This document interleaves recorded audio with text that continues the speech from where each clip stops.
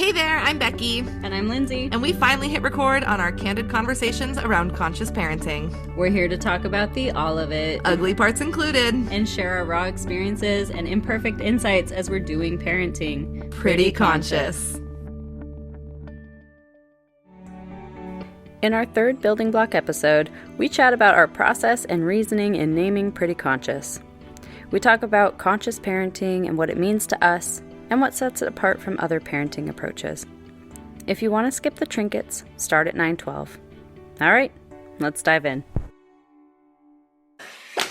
Hello! Hello! We're here. We are. We're going to talk about name and Yes. terminology and stuff today, but Yes. first, trinkets. Trinkets.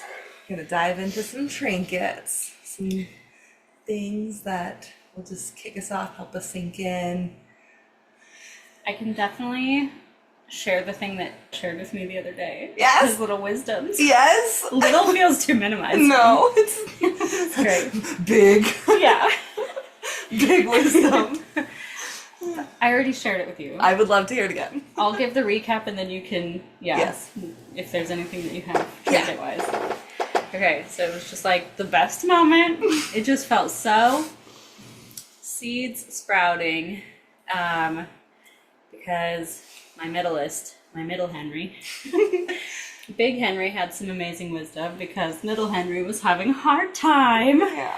Because we started this like allowance system where we let them have a certain amount of money just so that they have a little more autonomy in how we go about getting foods that they like or something, as we were trying to be more intentional about how we're spending our funds on not eating out so much, buying more groceries at home. Blah, blah, blah.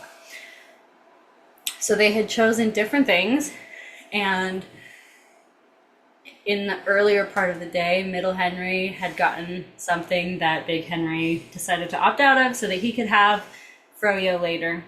And so then when we hit froyo later, Middle Henry starts having a hard time with the fact that, with following through on the agreement that he was not going to also have froyo after having his selected item earlier in the day. Yeah. And so I just kind of offhand, as we're going through, told Middle Henry, hey bud, you can always ask Big Henry how he got through it when the same thing happened to him earlier today. Yeah. And so we moved through and everything, and once we get back in the car after collecting the treat, Big Henry goes, so here's the thing. How he starts, he moves into professor mode. So here's the thing. We can't always have the same treats all the time. We can't always get the same stuff all the time. And sometimes that's just how it is, where you're going to have something that I don't get to have, and I'm going to have something that you don't get to have, and that's just how it is. And it's okay to feel the sadnesses in those moments. What you don't want to do is try and get rid of any of the sadnesses. Because every sadness could be a happiness at another time. And if you get rid of some of your sadnesses, then you don't get to have as many happinesses at other times. And so I was like sharing with him, like, where did you learn? Are you saying? And I just kind of like reflected back to him that, like, as much as you allow yourself to feel sadness, that's the potential that you have to feel joy in other times. And he was like, yeah, basically that's it. And I was like, where did you learn this? And he goes, it's just in my heart. I just came up with it right now. I was just like, wow, that's cool. That's nice. Thanks for sharing. Meanwhile, I'm like... so freaking cool. Yeah, it was just nice. Like, it was just a really cool moment. Well, it's like, how many of us learned that? No, I know. Now? I'm like, can you teach Dad? Can you share that with some of the other adults in my life? Yeah. Because I'm just learning that. I know. Yeah. Through therapy. Yeah. Much therapy. Many dollars, many hours. Yes, and here you are, 6 Yeah. years old. It's really, Just- really was cool. And to hear it through his words and his sadnesses and happinesses was just so really good. cool. Yeah. Anyways, that's my Thanks for trinket. sharing. Yeah, thanks for That's really listening sweet. another time. Yes, I just delight in it so much. Yeah. Trinkets that I have. So we're recording this right after Mother's Day, True. and this feels like the first Mother's Day that like actually sat well, and like I didn't have weird feelings around it. And the like first couple Mother's Days that I had, I was like gonna be the cool parent that didn't really care, and oh, it's just another day. And then after 2 years of feeling very disappointed and like invisible and just like not seen in how important being a mother is to me and impactful it is in my life, I started trying to communicate to Tyler, my partner, about it. And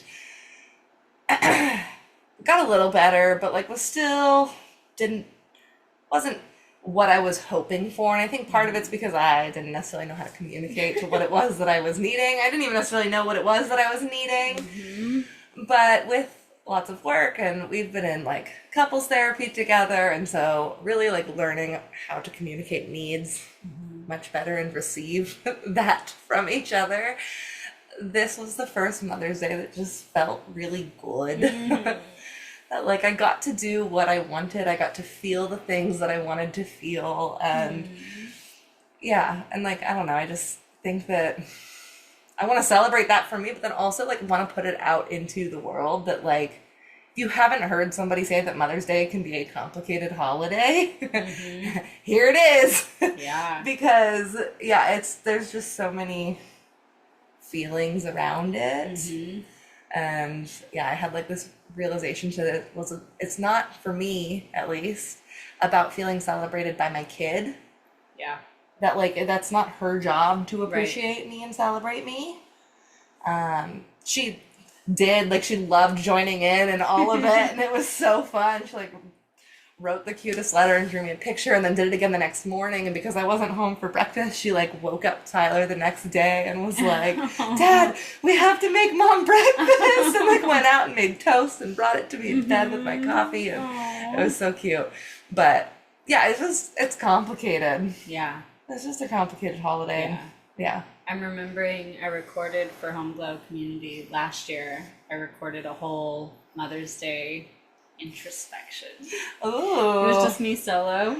I'm trying to remember if I have seen it. Yeah, I was thinking we could post it Yeah. as part of the Show notes. Yeah. Yeah. So, but yeah, it was. Did you rewatch deep. it this year? I didn't. Okay. It's fresh enough. I think I watched Yeah. it not too long ago. Okay. But yeah, it got in there. Yeah. And it was all sorts of surprising stuff in there as I just kind of followed the thread. Yeah. Yeah.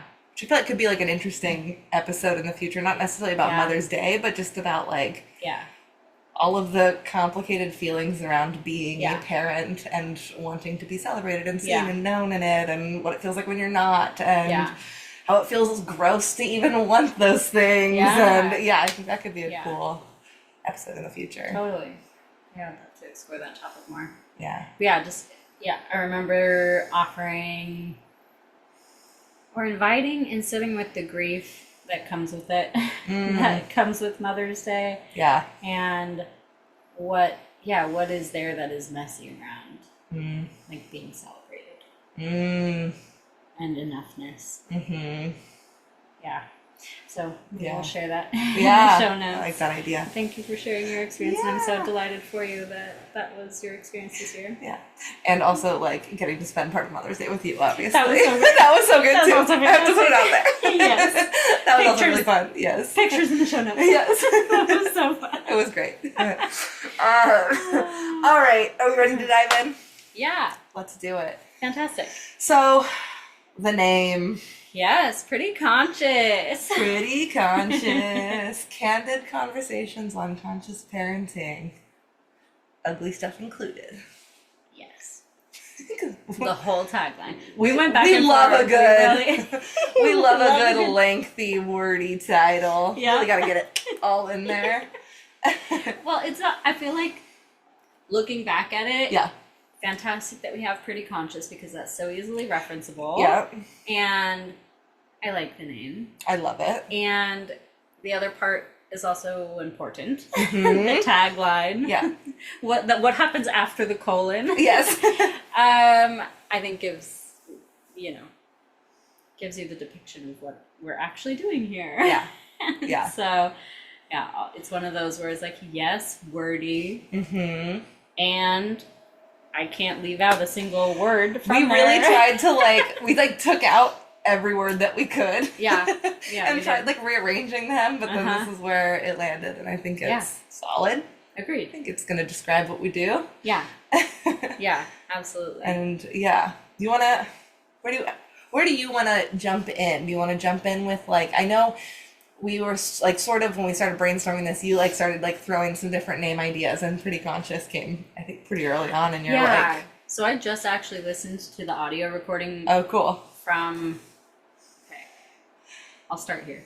Yeah, great. I texted you one day, Pretty Conscious, and then I just said thoughts. Oh no, and I think I said I had some tagline in there where I was like, candid, conscious parenting talks, ugly parts included, or something. Yeah. Even the ugly bits, or something like that. And then thoughts. And then you did not respond to that for yes. 4 days or something. Oh no. But did respond to other things Yeah. and continued other threads and started new threads. So I was like, oh, I think she hated it. Which is fine. Yeah. I was open to that as an option, Yeah. as an outcome. But finally you did respond. And so I listened to those initial exchanges via audio message. I was like, oh my god, forgot to respond. Yes. And we were talking about all the things that we liked about it and whatnot. But in that audio message, I had explained to you that the amount of, because you were saying, sorry, I didn't get name suggestions to you, and I haven't put any energy into coming up with name options, whatever. And I explained to you, this is how easy it was. I was talking to my partner, Juan, and I said, I was relaying some story to him, and I said, oh, you know how I mostly conscious parent. Yeah. And then I was like, ooh, mostly conscious.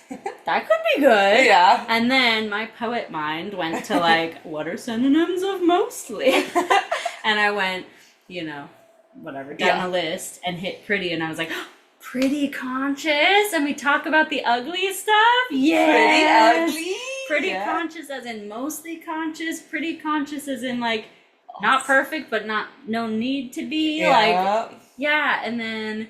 And then talking about the ugly parts, of course, I love the wordplay of pretty and ugly, and that being important to call out the ugly bits, not because that's all we're going to talk about, but because I think that's part of the unique value that Pretty Conscious adds. Yeah. Is that we are not insert parenting podcast name here, who is showing up as an expert opinion, as a professional with a whole career on the line about stuff like this. So needing to be very careful about what they're saying. And it's not for lack of discernment, but the value of these conversations that we have between two people as parents who are going through it right now and who are trying to do conscious parenting as much as we can. And doing pretty conscious parenting. Talking about the real, true, gritty, messy, ugly parts.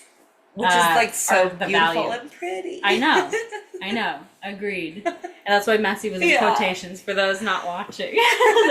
Ugly. And we're gonna have a some about maybe air that quotes. will be our trinket for Air next quotes week. in parentheses. But the quotes around ugly. But we talk about all those bits too. And that, I feel like warrants it a spot in the tagline because I don't think that most of the parenting advice that's out there includes those bits quite in the same frame that we present it. Yeah. The conversations that we have, because the ugly bits are full of delight. Yeah. The ugly bits are sometimes the most connective bits. Yeah. But talking about those things candidly is so important and so vulnerable and so hopefully permission giving in a way that like you can still be a pretty conscious parent. And fuck it up. With this stuff included. Yeah. I love, I think that's really, that's it. That's the name and why it's, I think, so important to have all of that in there. And I know that we've talked about it in one of the like pre-episodes, but the like candid conversation part of like, this is real. Our intention is to show up here with the real stuff and not the like sugar-coated pretty version that makes not watered down and scripted and heavily researched. It's like tapping into our knowledge and our experience and synthesizing and reconciling our lived experience with what is in the parenting books and the non-parenting books that inform the way that we show up. All of that. Well, and I even like that in the name Pretty Conscious, it's not Pretty Conscious Parent. It's not Pretty Conscious Parenting. Because we're going to talk about the whole pie. Because all of it. Because you can't talk about conscious parenting without talking about all of it. Because you can't conscious parent without being a conscious person.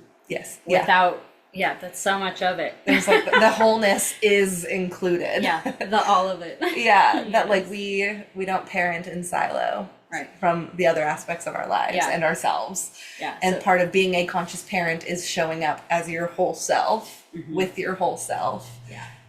And that's tied to all the other things, the ways that we relate with friends and our family of origin and our partners and our job and our finances and the weather and, like it's literally all of it. And so being able to bring that all here and like you've said before,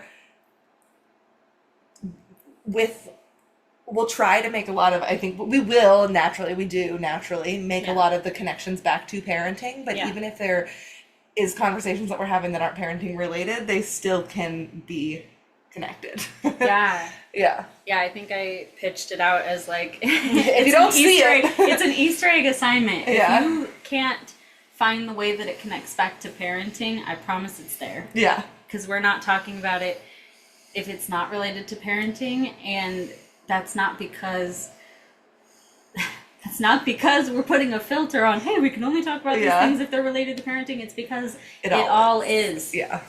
And so, it's, absolutely. And if you ever have a question, how does this relate to parenting? That's fine. We'll answer it for you. Happy to help connect the dots. Absolutely. Let's dive into what is conscious parenting. To you, to me, to us. Man. I know. And like, why isn't it? And like, I've had conversations before around all the different labels for parenting. Are you a responsive parent, a gentle parent, an attachment parent, a conscious parent? And like, there's so many different labels, and I think they all have merit and value. And also like, some of them are very box oriented, it feels like. And conscious feels the most open-ended to me. Expansive. And I think that it feels like a very big umbrella term. I also know that you use the term a lot, like connection-based. Connection-based parenting. And that feels also like very big umbrella that lots can fit into. And I think like that's, for me, conscious parenting is the other one that I like. Okay, I'm going to jump around here before I go into that thought. I'm following you. Great. I'm right here with you. Is the other one that I will often use is like parenting with relationship at the center, or like relationship centered parenting. or even like, yeah, parenting through attachment, parenting with attachment, and which is like not necessarily the different than attachment attachment parenting, which parenting. was like, the Yeah. Sears 7 C's? No, B's. I don't even It's know. like girl. the baby wearing, breastfeeding, bed sharing, all the B's. Yeah. Which each of those things is lovely, but like none of conscious parenting is box checking. Yeah. Yeah. I think that's also what does that feel complete? Yes, yeah. Were you, Yeah, was yeah. that an okay place for me That to was jump it, in? A passing the baton. Yeah. Here's the talking stick. We should get an actual talking stick. I feel like that would be really helpful because I'm like that aggressive, active listener. Yes, yep. I'm right there with you. I love it. When you have the talking stick, I literally sit on my hands. Maybe one hand over the mouth, one hand under the bum. We're My bum, not your bum. We're just so into it. We get excited. Okay. Proverbial talking stick handed from over. in hand. I'm glad that you said that about the behavior or the relationship centered, because I think when you pitch what is conscious parenting to you, that is like the top bullet point potentially is that the paradigm shift with conscious parenting is that it is not about the behaviors from the child perspective or the parent perspective. It is about the relationship that we have with our children. And so what the behaviors look like around all of that, all in service of the relationship, can look so many different ways. And that's why I fell in love with conscious parenting when I was introduced to it, because I had come up through like gentle parenting Instagram and positive discipline and respectful parenting. And like you said, there's plenty that I acquired in the form of scripts and tips and strategies and things that I really liked from each of those spaces. And when I put it into practice, none of it felt like it was checking any of the internal boxes that I needed checked, you know? Yeah. Like at the end of the day, I still didn't trust the relationship was being served well by the things that I was doing. And like we've talked about before, the intention behind a behavior can make the difference between, it can be the exact same behavior that we demonstrate and carry out as parents, but with a different intention behind it, it has a whole different effect. Yeah. And so you can enact the same behavior, but based on the intent, it can either be in alignment with conscious parenting or not. Yeah. And so it's like, I appreciate the expansiveness of conscious parenting. Because I feel like it offers a framework that allows for whatever you're coming to the table with, because it's a highly attuned model. So highly attuned. Relational attunement is at the center, which requires individual attunement, which requires us as parents to be attuning to ourselves as we are attuning to our children. And which is that like, that to me feels like that like conscious turning the mirror back part too. And I feel like, I don't know if this feels true for you. I appreciate conscious parenting so much because I feel like it offers the most accessible model that's not reliant on privilege. You can be a conscious parent if you're not a stay-at-home parent. You can be a conscious parent if you know, just in all of the different in all of the different life experiences and all of the different family models that exist, all of the different life challenges and stressors, you can still access conscious parenting because it is unique to every individual family and it's based on your unique family needs. I think that's a really good point. And I think that like there is still, like I do want to call out that there is still privilege in being able to access the support that you might need to be able to even have the capacity to do any sort of self-reflection or Sure, yeah. resourcing and things like that that make conscious parenting more doable, or more bring a little bit of ease into the difficult practice of being a conscious parent. But yeah, because there isn't strict guidelines, because it is an attuned model where Right. it requires authenticity, it requires or asks for, invites you into authenticity. That means that the way that you do it isn't supposed to look like the way that somebody Right. else is doing it. Right. There's an emergence quality to conscious parenting that I think is different, that it comes from within. Yeah.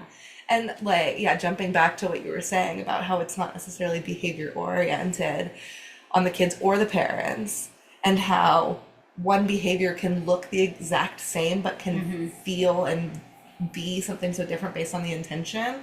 I was just going to give an example to that for people. So in Circle of Security, I know I've shared this one with you before. In Circle of Security, there's, for a lot of people who have been on like the gentle parenting Instagram and like seeing, you know, like when your kid is crying, you don't want to tell them like, oh, you're okay. Sure. Right. And so like you want to, you know, invite the tears and all of that. And in Circle of Security, they show like different parents interacting with their kids as a kid is crying, and the parent goes over and in a like very soothing, attuned way picks up the kid and is rocking them, looks them in the face and says, you're okay. And like it was that moment that I was watching that I was like, for the first time, I was like, oh, it's not about the words that like for so many people they're like, oh, that's wrong. But then it's like, but if you actually watch the interaction and like the intention behind the you're okay was like really about bringing safety to the kid in that moment. And like the I'm here kind of feeling.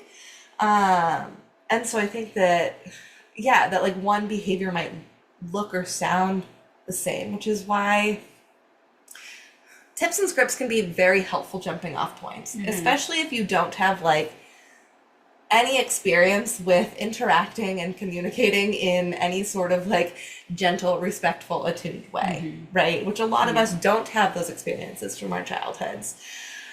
And so having some sort of jumping off point to start can be helpful.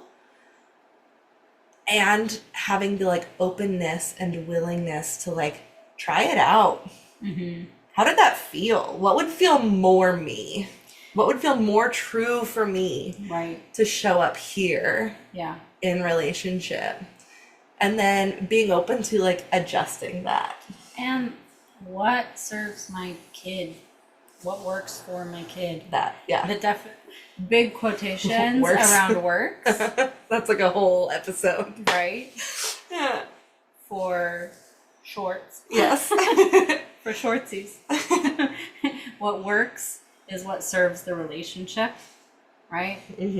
That's a big shift in conscious parenting piece, is like what works is not what controls the behavior, but what works is what serves the relationship and solidifies the relationship.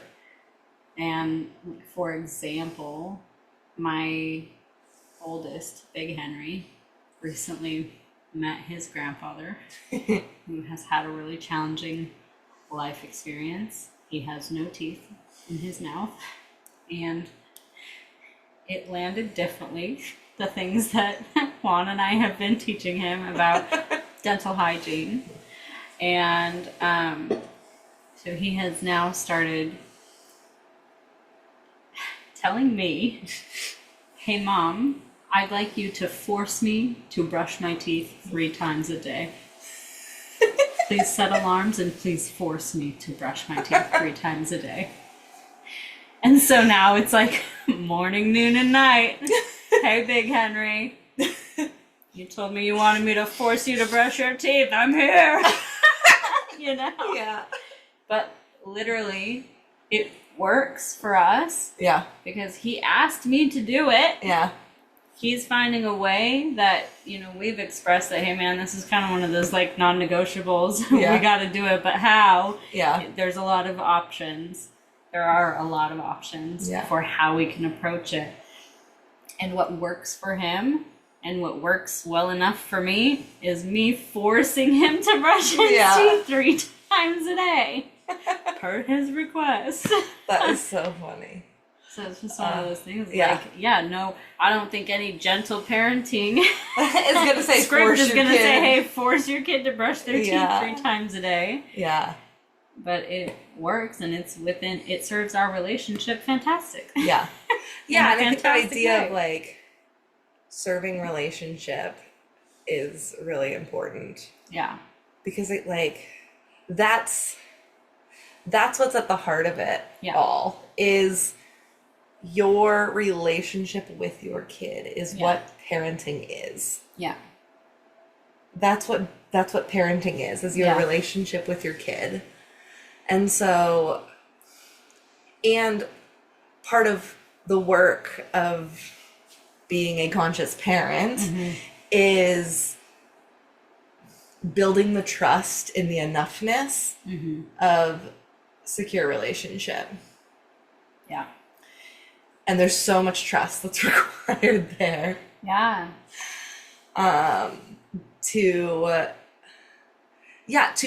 And in that paradigm shift of moving from behaviors to relationship, that like something working has nothing to do with your behavior or your kid's behavior or the outcome.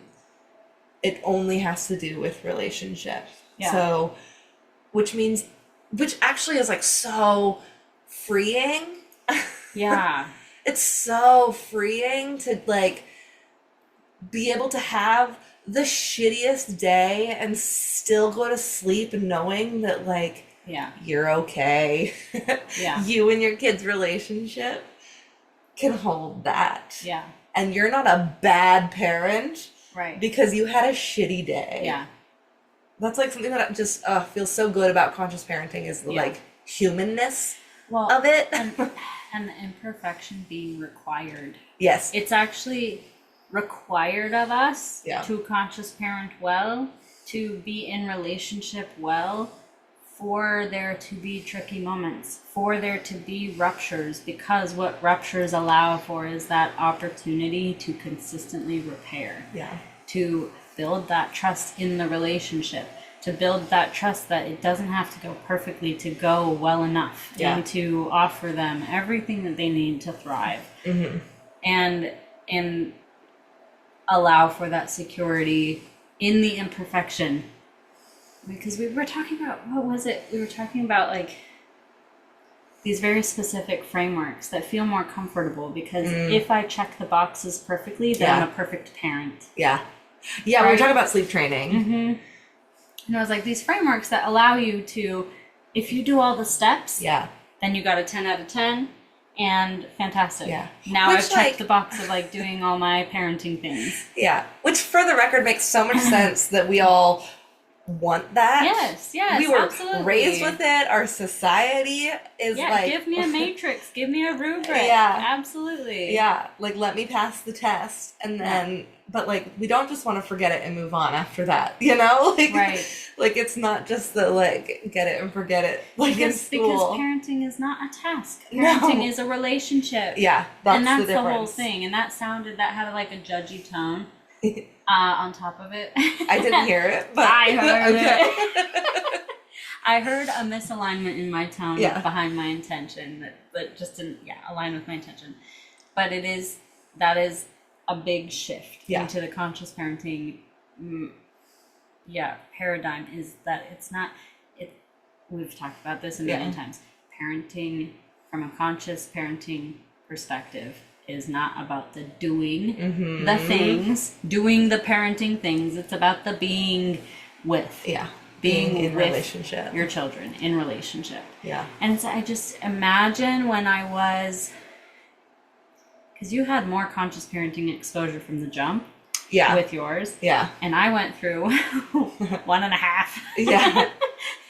I got 6 months into having 2 kids, and I was like gentle parenting, white knuckling it, realized, oh my gosh, this is not sustainable, and like there's something is not working here. And it's because even while I was applying the scripts, pretty consistently. Pretty well. You were doing a good job. You were getting the gold star. Yeah, I was perfectionisting the whole thing. And then shame spiraling really effectively when I wasn't doing it perfectly. And that was effective for a while. I could just shame myself right into perfection for a little bit, and then I can't do it anymore. And but even as I was checking those boxes, it felt emptier. It felt like, and that was part of the unsustainable part of it. I was like, my relationship, especially my relationship with Big Henry, will not be able to keep going like this. Yeah. Because, I mean, just so many different components. But, yeah, I mean, yeah, we can talk about leveling up as a topic another day. But it's required of me in every season of the leveling up. But the relationship demands that. And so we do that work to serve the relationship again and again and again and again. Yeah. I think that, like, that idea of perfectionism and really trying to just do it right. Yeah. And, just like the positive intentionality behind it is like what I hear. And how, like, just devastating it can be, and how much it can just, like, suck out of you. Yeah. And also, like, want to point out that, like, still, I find myself often laying in bed at night. Did I check the boxes today? Right. You know, that, like, I still fall into those patterns. Yeah. Even though I have been, like, kind of doing this from the jump. I, like, went, like, gentle parenting, responsive parenting, and then into conscious parenting by the time that he was, like, 2-ish. Like, right around the time that we met. So maybe, like, a little bit before 2. Yeah. And, like, that's, like, really when I, like, started getting more of the work is through our, like, work together is, like what helped accelerate all of it. But yeah, still finding myself in those moments where it's like, oh man, like, I just it's the awareness. Get on my phone more. I need to do this. I need to do that. Like, and really, but then what's underneath all of those intentions that I'm feeling like or those, like, I don't know, goals that I'm not meeting. Sure. And it's really like what's hurting that's making me, like, come up with these goals, and it's relationship. And so it's like having the awareness to then come back to that and be like, okay, what actually matters here? And that's what feels like the difference between healthy, functional guilt and shame. Yes. Yeah. Unproductive, devastating, corrosive shame. Yeah. I think that's a really good point. Because I will have those thoughts, absolutely. And the undertone is still, and I trust that this is all really valuable information. Yeah. That's really good information to have from the inside out. Yeah. Of that's affecting me. That's affecting me, and in a way, what affects me affects the relationship, because a relationship is two people. And their whole experiences. Yeah. So if it's affecting me, it's affecting the relationship, and so there's this. It's the same. You know, it's like the flip side, the double side, what am I saying? Double-edged sword of moments where we get another wave of our big feelings about, like, recurring patterns in life. Right? You know those experiences where it's like, how long do I have to learn this lesson?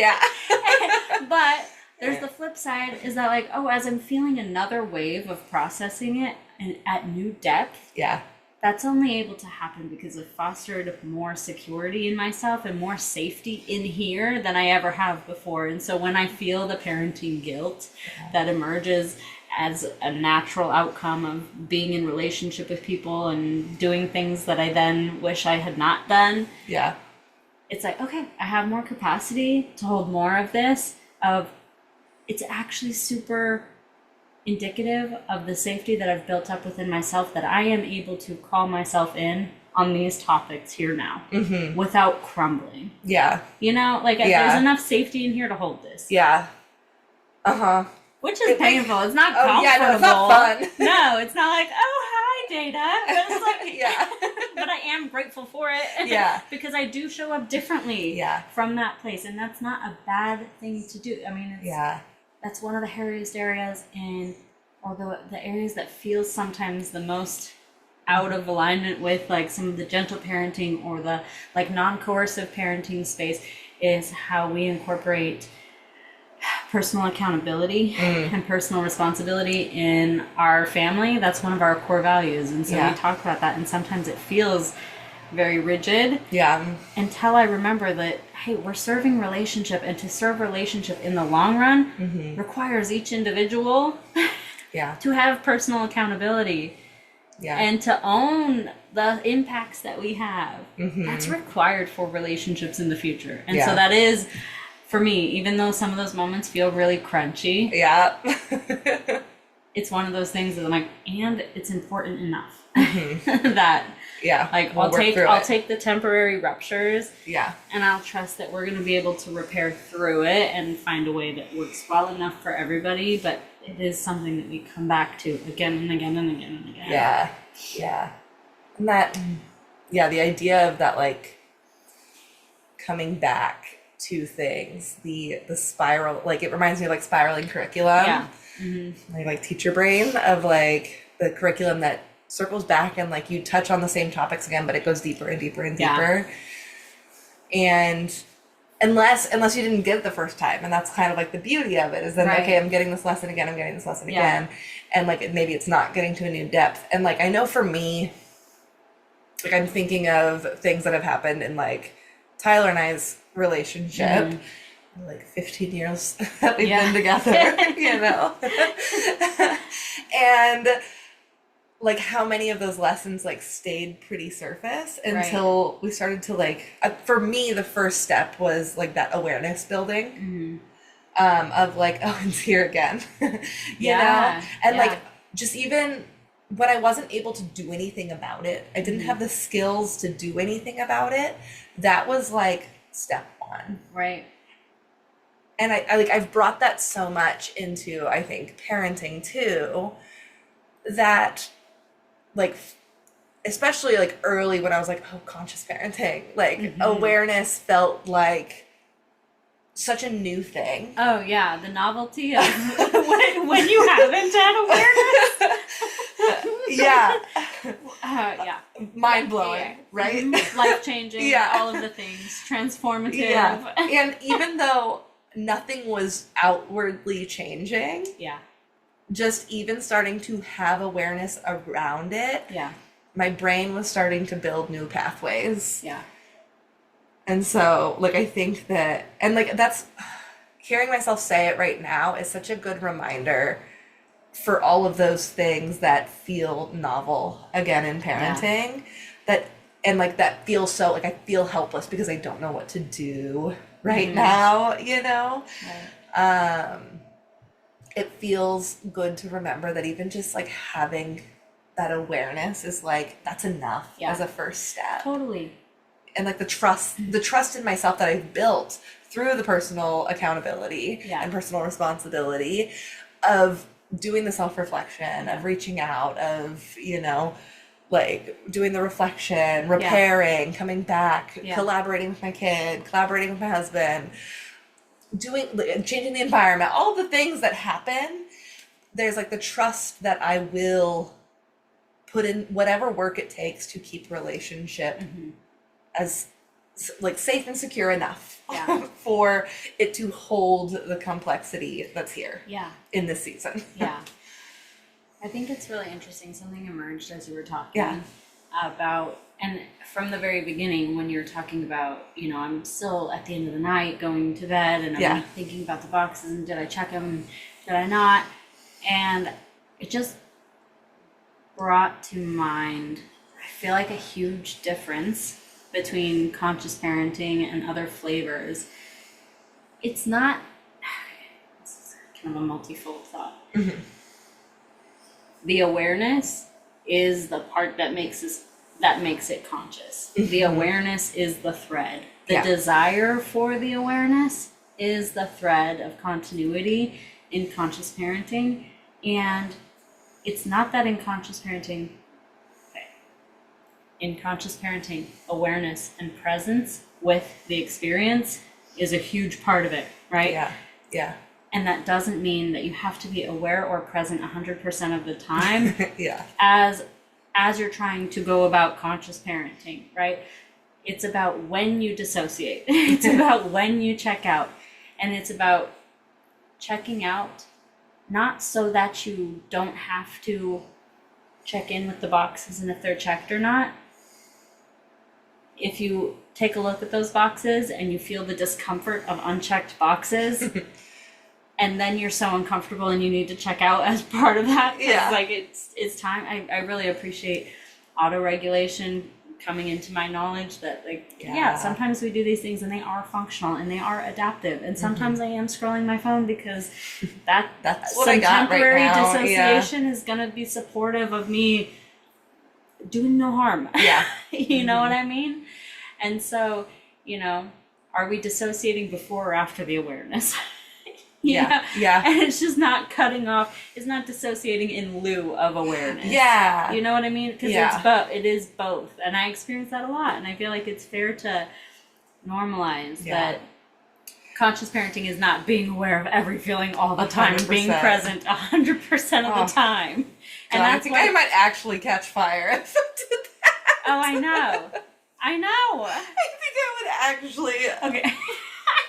Light on fire. There's this uncovered outlet back here, so when you said I think oh no, you thought I was actually... What do you mean? Intrusive thoughts. No. Sorry. My excitement. I just thought there was a little emulation issue, but potentially we're good. We're safe. I'm allowed to dissociate, so it's fine. Oh my gosh. Yeah, just normalizing that part of it. And that's why it'll be pretty conscious and not perfectly conscious. Yeah. And it always is just pretty conscious. And that's all you really can do with nobody. I really appreciate it. I watched Dr. Shafali's podcast recently. I was sharing it with you that she did an episode with her teenage daughter. 21-year-old daughter. And was asking her, to call her out on the things that she consistently does that don't help her to feel like her needs are being met. And just showing up for that kind of conversation is what it is. I mean, that is what conscious parenting is about. It's like room for all of the conflict and that the relationship doesn't have to suffer because conflict. Which is it's such a novel concept for so many people, myself included, that relationship can hold all of it and still be healthy and secure and we can actually still come together in that, and we don't have to avoid it to be good with each other. And that's twofold though too, because that also doesn't allow us to check out of doing the conscious parenting thing when there is rupture. Because it's not like, oh, I already failed. Better throw the baby out with the bathwater. Oh gosh, there's so many times where that's the call. Oh, man. There's so many times where that's the call. I know. You're like, well, I already messed up, so better just I'm in too deep. Better just throw in the towel. I was talking to somebody the other day who was sharing a story about a family member who was saying that he was sharing about how he had a moment with his daughter where he, was losing it, and by the time that he realized he was losing it, and he was already in too deep, so he just kept going, even though he knew he didn't want to. It's like, babes, you can always about face. I know it seems weird. So much humility. But you can literally stop mid-scream sentence and be like, hold on. Redo. Can I have a redo, please? And there's so much there. Is it chaotic? Absolutely. Could it be done better? Sure. But you're always allowed to, you're never in so deep with conscious parenting. Because the messy bits are all part of it. It's Yeah. all part of the process. Yeah. And that's one of the things that like I love about like a lot of the attachment theory research Yeah. is the concept of like it's never too late. Yeah. That maybe you are listening and have an adult, maybe you have a teenager, maybe you have a Right. 4-year-old, and like you're just now starting to think like, oh, it's too late already. And it's like it's never too late to start showing up differently. Yeah. And remember that like your quote unquote success is not predicated on you, like your child's behavior or response. Yeah. So that like you can still show up differently, and Yeah. that like can still mean so much. Because it's like just recentering again, prioritizing relationship, Yeah. which like like everything else that we talk about, so nuanced, and like there's just so much there. Like, what is that? Like, what is good relationship? I don't know. I'm just learning it. Yeah. You know? And so, yeah, it's like the willingness to lean in and I don't know. Yeah. It's just messy. Yeah. And I'm trying to think about the when it feels like the boxes are checked. And I think that might be a fun list to create if you're willing to kind of go there with me for a few minutes.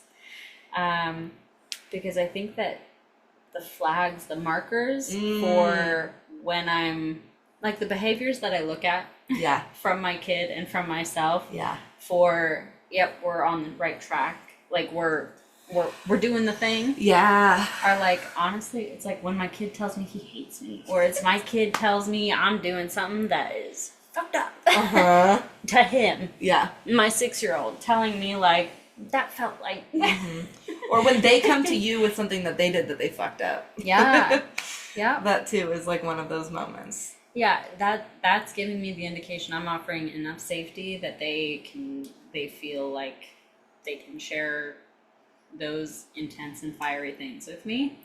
And the communication line is still open.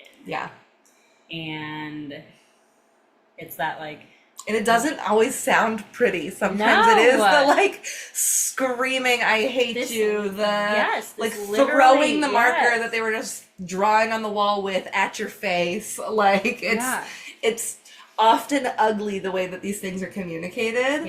And that isn't the marker of failure. No. If anything, it's like, okay, no, like underneath, if we're looking underneath behaviors, then like what is underneath this behavior? And that is the... I'm not failing until he won't come close to tell me why he hates me so much.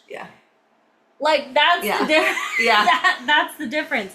I do not hold myself in shame, and I do not collapse into shame because he tells me he hates me. We stick that in the container of right now. Yep, I hear you loud and clear. Thank you for sharing that with me.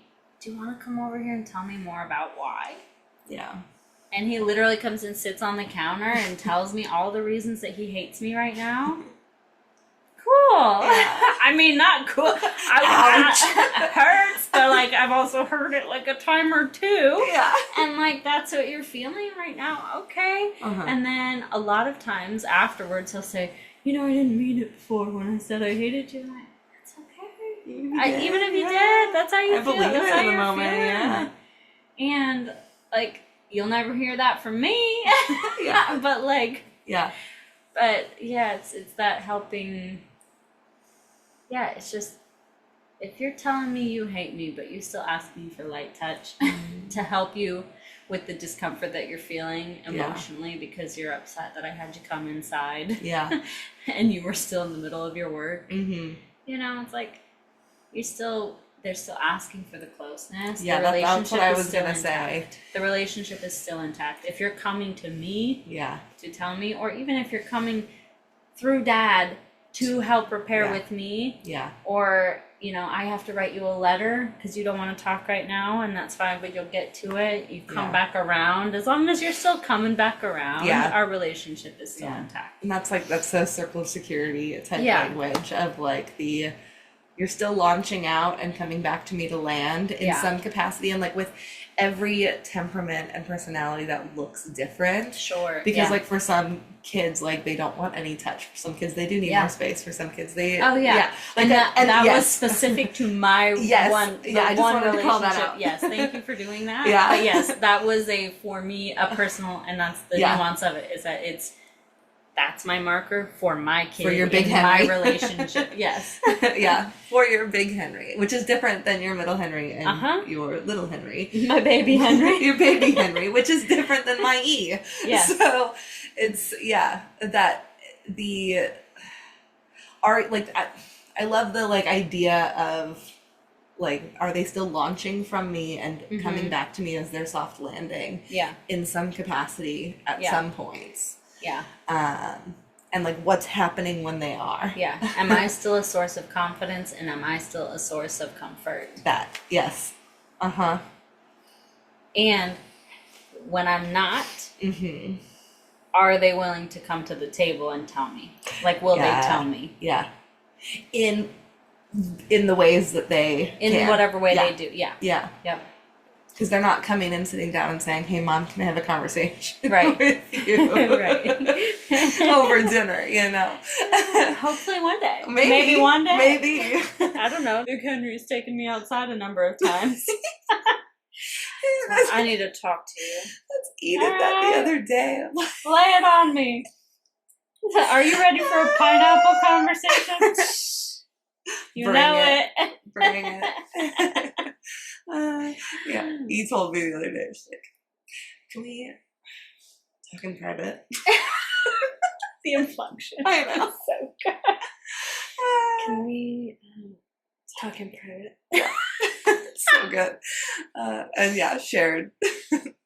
I don't even remember what it was, but it was something of like, it was, it's really sweet.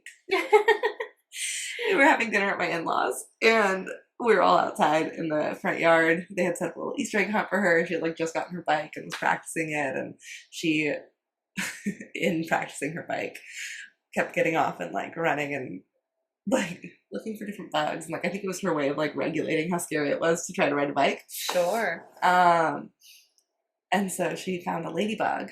The ladybug had a hurt wing. And so I was letting her know, like, hey, like, because we're getting close to leave. It's like, hey, like, we're going to leave the ladybug here in its environment. And she was like, okay, I'm going to go in the car and get some water. She climbs in the car and comes out. And then she kind of looks at me. And she goes, "Mom, can we talk in private?" I was like, yes. We like walked around to the front of the car. And she goes, "The ladybug has a broken wing, and I want to take it home so I can fix it." Oh, baby, I hear you. Oh, that's really sweet to want to help it. I know. And it was like, unfortunately, if we take it home out of its environment, it's not going to do well. We don't have the means to fix the little ladybug. So let's go inside and find it. Like she did and brought it out. And then like it flew away. So like clearly its wing was... It just got twisted. I think it was like the hard shell of the wing was the messed up part. But the underneath wing was still functional. I don't know. Anyways, it was just... Human entomologist. Yeah, like she went to... she went and did this thing that was like sneaky. Yeah. But then immediately came out and was like, hey. Yeah. Hey, Mom, I can trust you. Because it didn't feel good for me to sneak this. Yeah.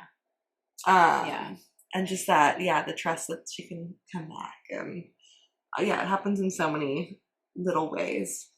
I think of the I hate you moments, the slam the door in the room, get away, don't be near me. And when I like slide down the wall next to her bedroom, the gap under her door, and I'll just sit there and wait for a little bit, and then eventually I'll put my fingers under the door, and then her little fingers will touch on top of mine.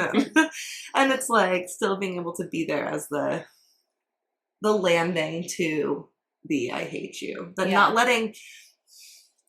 not letting any rupture be so big that it will like hurt the relationship permanently. Yeah. Especially Yeah. coming from their end, and knowing that if it is coming from my end, I will do the work to repair it. Yeah. There's nothing they need to do to earn Yes. your availability back. Yes. Yeah. And that's not to say that you don't have difficult conversations, like long-term conversations. We're having with Big Henry, we're having conversations about trust and privilege and Yeah. like how relationships, because that's one of the things is that it's really important to me to, as part of my teacher role as a parent, is to teach in the long run how to be in healthy relationship, especially when in our home we have between the adults in our home we're not always modeling a super healthy relationship. Yeah. And so it's important for me to be a little more explicit and a little more intentional about, hey, I know this is not what you see all the time. Yeah. necessarily. Yeah. But this is an important part of being in relationship, and relationships require trust. Yeah. And so honesty and open communication. And it's okay if you can always come back. You can always bring it back around to me. If you need to lie in a moment. Yeah. And that's what happened. As long as like safety is not involved, I understand you need to figure your own stuff out. Yeah. And where that line is for you. But if you can always come back around. Yeah. And check in with me. If something felt funky in you, you can always come back. Yeah. And I'll be open again to talk about it. And that's why we have established pineapple rules where, hey, if you say pineapple to me, if there's something you feel nervous to bring up to me, because I'm not a perfectly regulated individual all the time. Yeah. If you ever feel nervous about my reaction, you can tell me pineapple, and I will commit to either telling you I can't have a pineapple conversation right now, or getting to the place where I can as soon as possible. So that we can explore it together. Yeah. I love that. But that can only happen because it's the constant desire and commitment to remain available without condition. Yeah. It's the availability without condition. Yeah. Yeah. And doesn't just happen overnight. No. No. That, especially for like,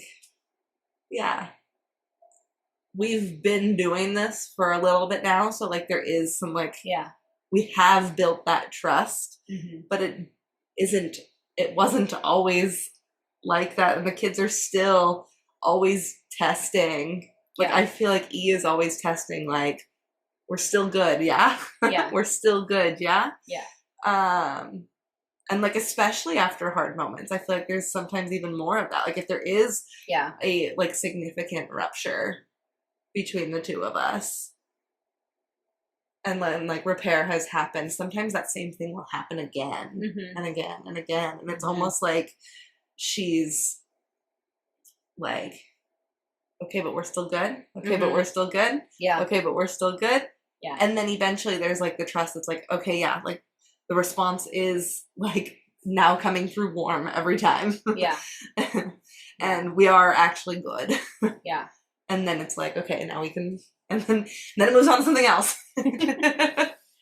Well, and I was having a conversation with Big Henry today that was explicitly that, because what's been emerging in our interactions recently is that when we have, I wouldn't even consider it a rupture, but it's competing needs. And it's like, a scenario where, that's what happened today.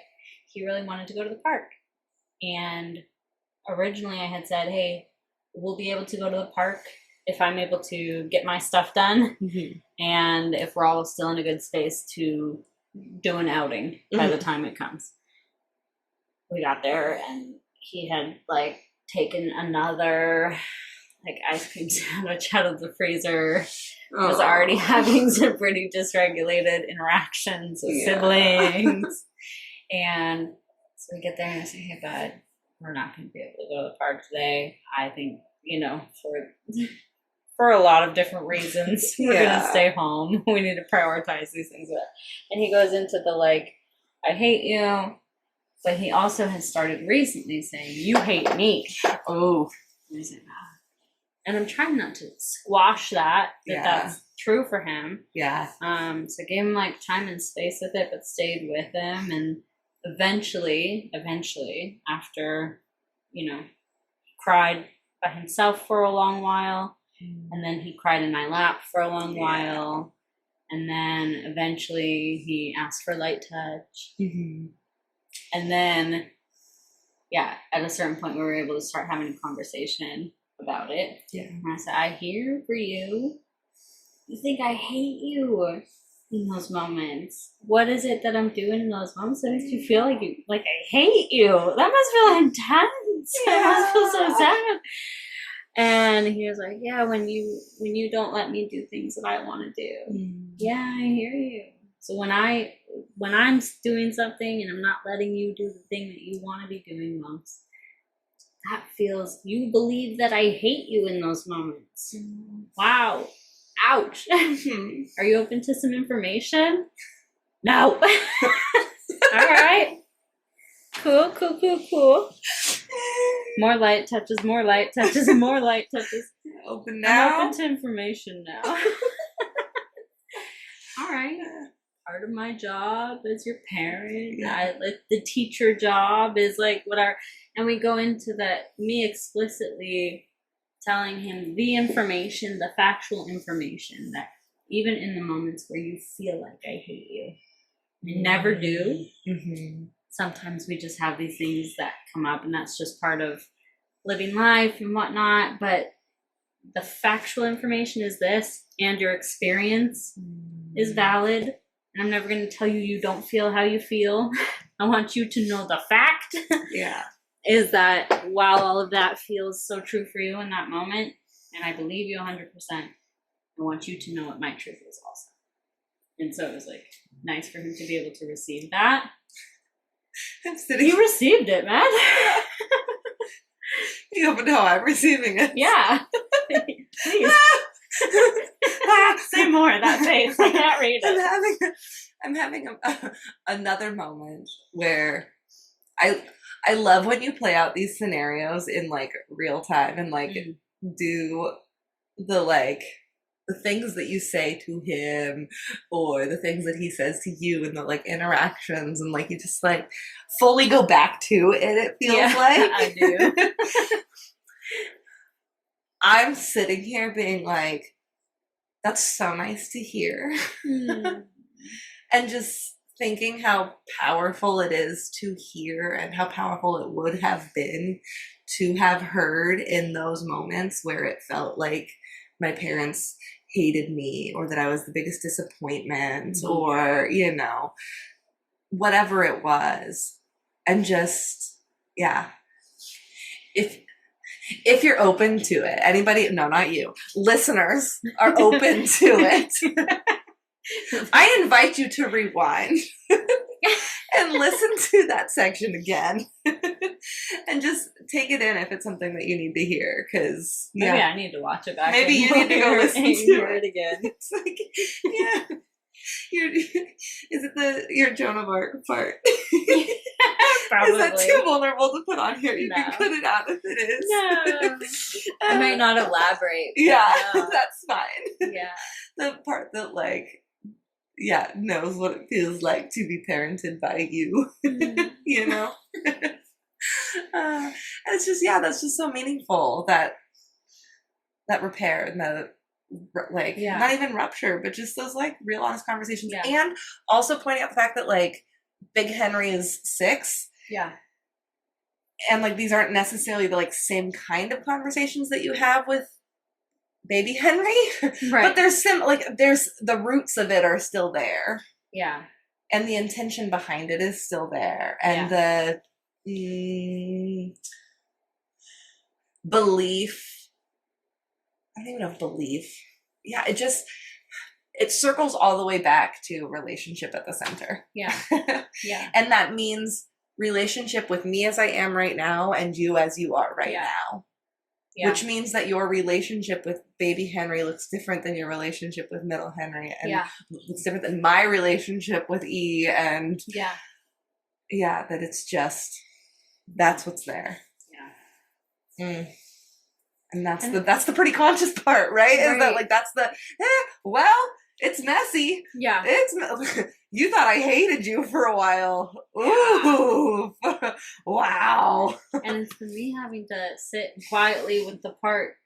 I was like, no, I don't. That's like, I don't, and I need to defend myself, and how could you accuse me of hating you? It's totally. Like, all of that does emerge. It's not like that's not there. Yeah.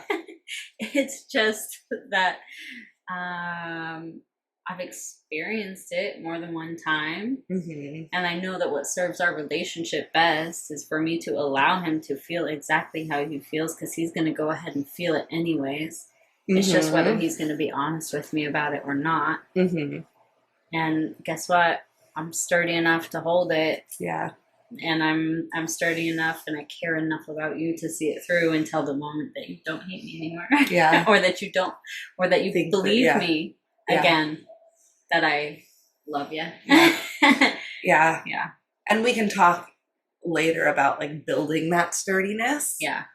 And like, because I don't like, no, it's not simple, it's not easy, it's not, no, it's not nothing like, oh, about well, she can do it. Right, no, no. This is we've tried this 15 times. And fucked it up so many times.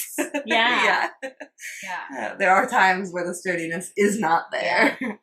Well, that's what you were even, sharing about that. It just, sometimes the sturdiness isn't there. Right. And I've been thinking about like our bedtime struggles lately and how there's rupture and repair every night. Mm-hmm.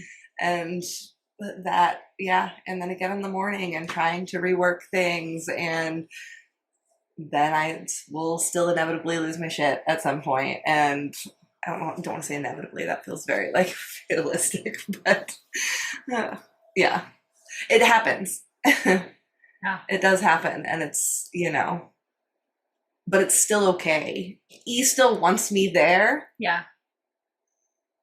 At bedtime. Yeah. She, like, it's not to the point where she's like, no, I don't need you. Right. Fuck off. Yeah.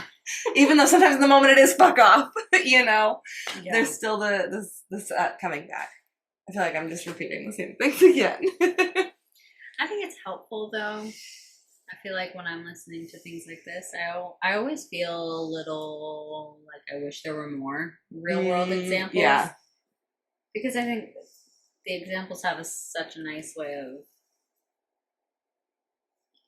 especially with these very nuanced approaches. Yeah. I always take a lot out of examples. Yeah. And it makes me feel normalized hearing an experience that is similar to mine and a different way of showing up. Yeah. Even if I'm showing up, in a less than ideal way. Yeah. Right now. That normalizes. I know that scenario is going to come up again, and I'll have an opportunity to do something different next time. Mm-hmm. You can at least give it a try. Yeah. Yeah. And I was thinking about, you were talking about the bedtime scenarios, and I was thinking about what I'm doing with baby Henry. And it's like, baby Henry hates the car seat. And does not want to go in it any of the times.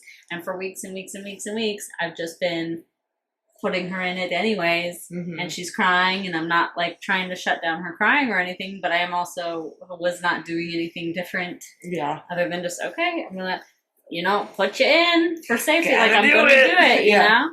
And then remembering there's so many ways to approach these things. I'm sure that there's something. I believe you that this is the worst thing ever. Yeah. I wonder if there's anything I can do to help ease the transition for her. And so it's going through trial and error and finding which little games we can incorporate into it. Yeah. And now and it took, Yeah. Because it's so hard to show up sturdy and confident, because I've done harm in the past where my anxiety became their anxiety about them having big feelings, and then like, you know, we're putting off getting in the car for an hour and then messing our whole day up, and there's no sturdiness in that. So it's like I go to the other end of like, okay, well, we're going in when we're going in, whatever. And then it's the coming back to center. It's like, hey, and there's also some things that I can do to help. The gray area. I believe you, and I can do some things to probably help. And so now we play a mirror game. Like, oh, where's baby Henry? Oh, is that baby? No, there's baby Henry. And she just cracks up about it. She loves it. And so now it's like, it's just, there's always, in these things that are those never-ending loops of like, oh God, not this again. The learning that just keeps coming back. It's like, but each time is an opportunity to try something different.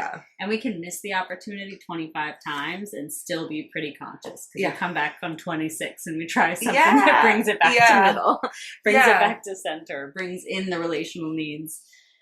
That's such a good point. Yeah.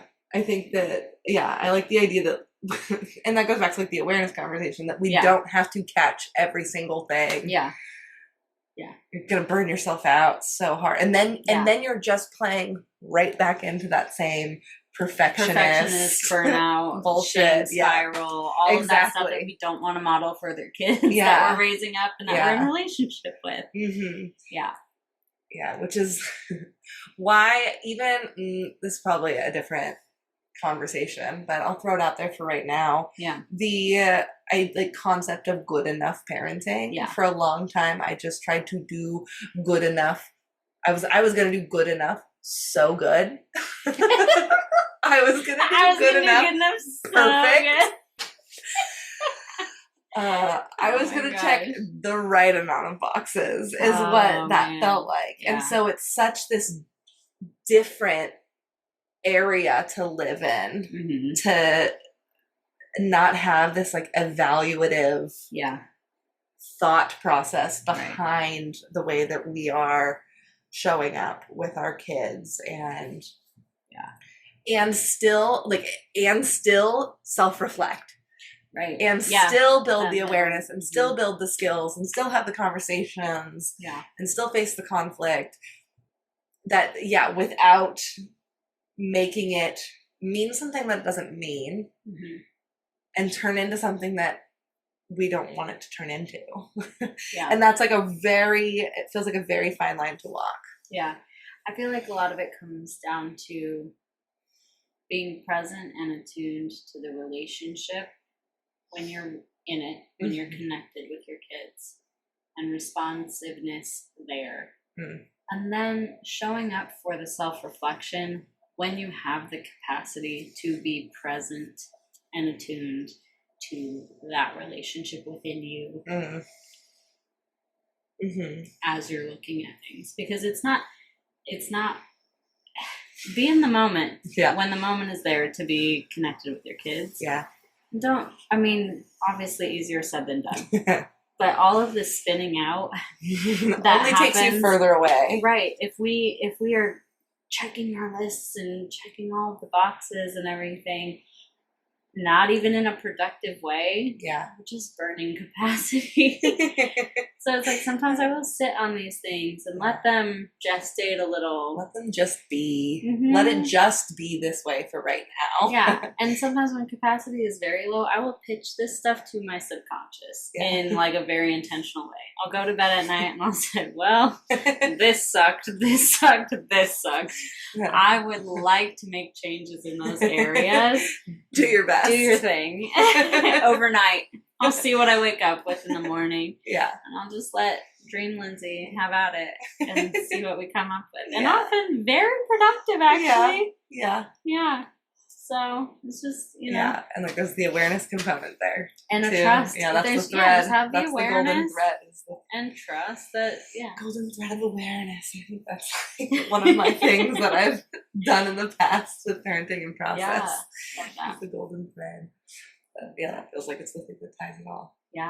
That's like the conscious part. And then the pretty is the relationship, messiness, humanness. And because it's so beautiful, doing this work is so fucking I hard. agree. It's I'm so glad that we're fucking acknowledging beautiful. that pretty part, because there are so many Yeah. glimmers here that I would absolutely miss. Moments like invitations into Yeah. seeing something as stunning Uh-huh. that under plenty of definitions of good parenting Yeah. would be like a failure. The Like I see very few failures. Yeah. The thing that comes to mind is the moment when we were up in Truckee together. What? That was a preemptive snort. I don't even know what it was about yet. Hold on, body. Hold on, Just body. excited. I could pick up on the energy you were bringing into the story, and I was it's gonna be hilarious. Just when E fell into the mud pit and Tyler went in after her, and like it was literally physically messy. And then it was very emotionally messy because Tyler was dysregulated, that he had mud up to his hips. Yeah. And he, in fairness, handled the situation Oh yeah, so well. With a lot of like presence and totally. willingness to jump in. But this happened yards and yards and yards away from us. And True. at that point, he was raging. Which the two of us just sat there on the other side of the Watching creek, from afar. being like, God, yes, that rage is so She's good. so deeply connected with her rage. Oh, and it still. was like just the most like beautiful thing. Mhm. And as she got closer and closer, it started to feel a little less beautiful for me. But still, like without that moment, right? Like there's something so deep Mhm. in all of it.